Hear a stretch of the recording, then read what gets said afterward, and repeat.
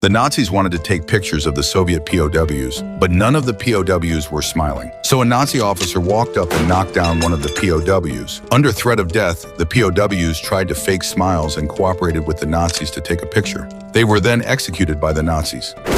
Then the Nazi handed a POW a gun and offered him a bowl of hot soup if he shot. This POW did not hesitate to pull the trigger. This scene happened to be seen by a Nazi officer. The next day, he got a group of POWs. He had the POWs pretend to be in a gunfight with the Nazis as a way to attract Soviet partisans. When the Soviet partisans saw this, they were fooled and they joined the fight. When the Nazi officer saw this, he immediately told his soldiers to raid from behind. But their movements were discovered by a Soviet girl. The Soviet soldiers immediately retreated. The POW, Andrei, was also mistakenly wounded by the Nazis. The plan failed. The officer was very angry.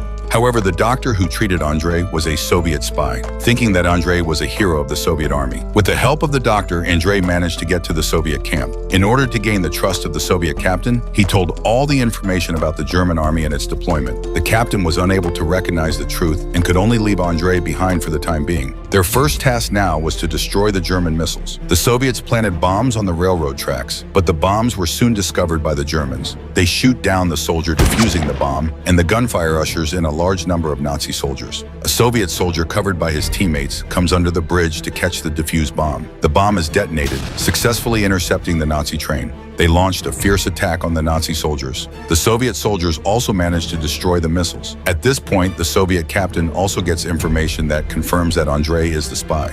Andrei overhears their conversation. He quickly escaped to the forest, but he accidentally fell into a swamp. Traitors really don't have a good ending.